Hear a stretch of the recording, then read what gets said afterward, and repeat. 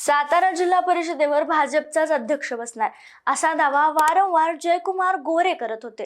प्रत्यक्षात पाहिलं तर सातारा जिल्हा परिषदेत संख्याबळ शिवसेना आणि राष्ट्रवादीच्या आघाडीकडे होतं। असं असतानाही त्यांचा अध्यक्ष होणार हे स्पष्ट दिसत होतं।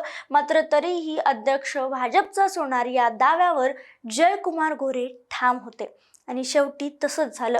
जिल्हा परिषदेच्या अध्यक्ष आणि उपाध्यक्ष निवडीच्या वेळी जिल्हा परिषदेच्या परिसरात हाय व्होल्टेज ड्रामा बघायला मिळाला।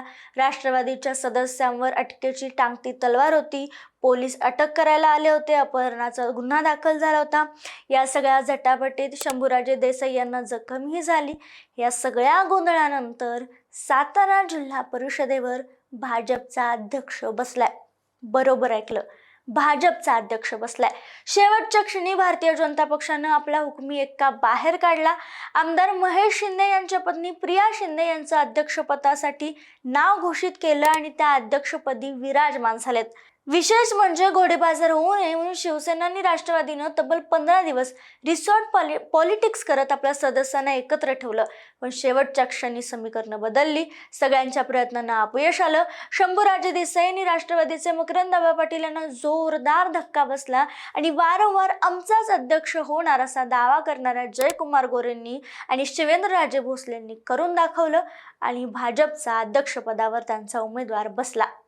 आता नेमकं सगळ्यांना असा प्रश्न पडतोय की शेवटच्या क्षणी कसा गेम फिरला, काय काय झालं, चला बोलूयात। नमस्कार, मी संजना कट मध्ये आपलं स्वागत। अगदी 24 तासापूर्वी आम्ही आमच्या एका चॅनलवर व्हिडिओ केला होता की फलटणमध्ये जे झालं त्याची पुनरावृत्ती सातारा जिल्हा परिषदेत होऊ शकते। शेवटच्या क्षणापर्यंत इथं काय घडू शकतं हे आम्हाला सांगता येत नव्हतं। अपेक्षेप्रमाणे तसंच झालंय, कारण शेवटच्या काही मिनिटांमध्ये सातारा जिल्हा परिषदेचा गेम पूर्णपणे फिरवला गेला। जिथं सगळं चित्र एका बाजूला स्पष्ट दिसत होतं तिथं अचानक समीकरणं बदलली, निकाल उलटला। आता सुरुवात करूयात जिल्हा परिषदेच्या संख्याबळावरून। सातारा जिल्हा परिषदेत भाजपला सगळ्यात जास्त 27 सदस्य निवडून आणता आले। अजित पवार यांच्या राष्ट्रवादीला 20 तर दुसरीकडे एकनाथ शिंदे यांच्या शिवसेनेला 15 सदस्य निवडून आणता आले। शेवटी असे ठरलं की शिवसेना, अजित पवारांची राष्ट्रवादी आणि शिवसेना एकत्र येण्याचा निर्णय झाला। ही युती कायम राहिली तर जिल्हा परिषदेवर या आघाडीचा अध्यक्ष बसणार हे स्पष्ट झालं।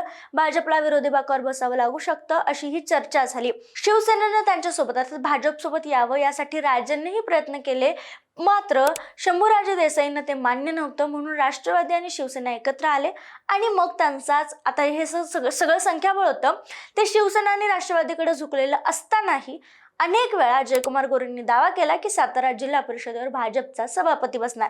याच भीतीनं शिवसेना आणि राष्ट्रवादीनं आपल्या सदस्यांना अज्ञात स्थळी देखील पाठवलं होतं। मात्र मी म्हणलं तसं अगदी आजच्या दिवशी अर्थात जिल्हा परिषदेचा अध्यक्ष निवडीचा 20 मार्च जी शेवटची तारीख होती त्या दिवशी सातारा जिल्हा परिषदेत चोर पोलिसांचा लिटरली खेळ जसा असतो तसं चित्र पाहायला मिळालं। कारण अध्यक्षपदाच्या निवडीच्या आदल्या रात्रीच जिल्हा परिषद सदस्यांच्या अपहरणासंदर्भात तक्रारी दाखल झाल्या। वातावरण आणखी तापलं आणि या प्रकरणात राष्ट्रवादीच्या काही सदस्यांना ताब्यात घेण्यासाठी पोलीस पोहोचले होते। काही ठिकाणी असा दावा केला जातोय की त्यांना अटकही करण्यात आली होती आणि हे सदस्य जर सभागृहात पोहोचले नसते तर भाजपचा विजय जवळपास सोपा झाला असता। पण नंतर हे नेत्यांना एका गाडीतून सभागृहात नेण्यात आलं। सभागृहातून बाहेरून त्या गाडीतून उतरवून सभागृहात घेऊन जात असताना झटापटी झाल्या, अटक, गोंधळ मोठ्या प्रमाणात पाहायला मिळाला। गाडीतून उतरल्यानंतर सभागृहापर्यंत जाण्यासाठी उमेदवारांना, सदस्यांना मोठ्या प्रमाणात कसरत करावी लागत होती आणि या सगळ्या झटापटीमध्ये शंभूराज देसाई यांच्या हाताला जखम झाली आहे, ते रक्तबंबाळ झाले असंही सांगण्यात येते। दुसरीकडं मकरंद पाटील यांच्या गाडीतूनही काही सदस्यांना आणण्यात आलं। त्यामुळे सिने स्टाईल थरारामुळे जिल्हा परिषदेचा अध्यक्ष आणि उपाध्यक्ष निवडला गेला। हा व्होल्टेज ड्रामा सातारा जिल्हा परिषदेत बघायला मिळाला। यानंतर राष्ट्रवादी, शिवसेना आघाडी आणि भाजपनं अध्यक्ष उपाध्यक्ष पदांच्या उमेदवारांची घोषणा केली। राष्ट्रवादी काँग्रेसनं अध्यक्षपदासाठी मनीषा फडतरे आणि उपाध्यक्ष पदासाठी शिवसेनेचे अशोकराव पाटील यांना उमेदवारी दिली, तर भाजपकडून अध्यक्षपदासाठी कोरेगावचे शिवसेना आमदार महेश निलेश शिंदे यांच्या पत्नी प्रिया शिंदे आणि उपाध्यक्ष पदासाठी राजू भोसले यांना उमेदवारी देण्यात आली। प्रिया शिंदे या भाजपच्या राज्य उपाध्यक्ष असून खटाव जिल्हा परिषद गटातून भाजपकडूनच निवडून आल्यात। जिल्हा परिषद अध्यक्ष पदाच्या उमेदवार प्रिया शिंदे यांना 33 तर मनीषा वडतर यांना 32 मतं मिळाली, म्हणजे एका मताने इथं भाजपच्या उमेदवाराचा विजय झालाय। उपाध्यक्ष पदाचे उमेदवार राजू भोसले यांनाही 33 मतं मिळाली। त्यामुळे भाजपच्या उमेदवाराचा विजय झाला असला तरी राष्ट्रवादी आणि शिवसेनेच्या काही सदस्यांना मतदान न करू दिल्याचा आरोप केला जात असून हा व्हिडिओ बनवेपर्यंत शंभूराज देसाई हे जिल्हा परिषद इमारतीत तळ ठोकून बसल्याचं सांगण्यात येते। त्याचं पुढे काय झालं ही अपडेट आमच्यापर्यंत आलेली नाही। आता नेमकं काय झालं तर बघा, जिल्हा परिषदेची एकूण सदस्य संख्या 65 होती, बहुमतासाठी 33 आकड्यांची गरज होती। आघाडीकडे राष्ट्रवादी आणि काँग्रेस मिळून 35 सदस्य होते, म्हणजे बहुमतापेक्षा 2 जास्त। तर भाजपकडे 27 सदस्य होते आणि बहुमतासाठी त्यांना अजून 6 मतांची गरज होती। त्यामुळे राष्ट्रवादी काँग्रेसचे 2 सदस्य फुटल्याची चर्चा। खासदार नितीन पाटील यांनी आरोप केला की 2 दिवसांपूर्वी 2 सदस्यांना उचलून नेण्यात आले। शिवसेनेचाही एक सदस्य भाजपच्या गळाला लागल्याची चर्चा होती। शिवाय राष्ट्रवादीच्या लता कर्णे या नॉट रिचेबल होत्या, पक्षाचा फोन उचलत नव्हत्या, असा व्हिडिओ देखील आम्ही केला।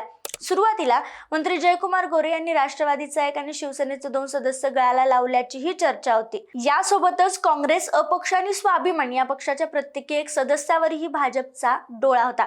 त्यामुळे ही संख्या नेमकी कुणी कशी फोडली, कोण फुटले याचा स्पष्ट तपशील हा व्हिडिओ बनवेपर्यंत तरी आमच्यापर्यंत आलेला नाही। मात्र या सगळ्यात ग्रामविकास मंत्री जयकुमार गोरे आणि आमदार शिवेंद्रराजे भोसले यांचे प्रयत्न निर्णायक ठरल्याचं बोललं जाते।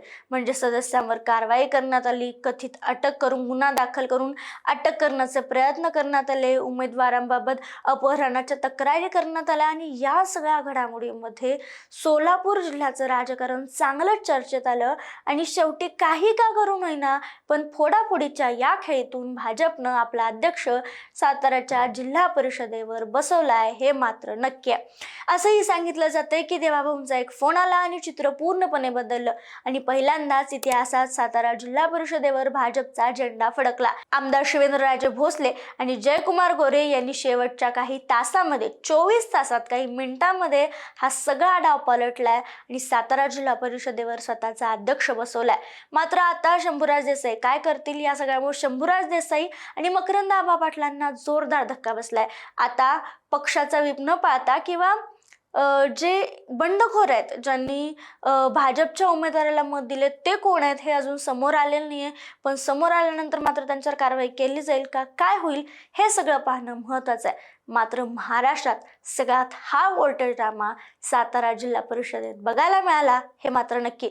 भाजपच्या या खेळीवर ग्रामविकास मंत्र्यांनी आपला दावा जो आहे तो पूर्ण केल्याबद्दल, या सगळ्या प्रयत्नाबद्दल तुमचं मत काय मला कमेंटमध्ये कळवायला विसरू नका।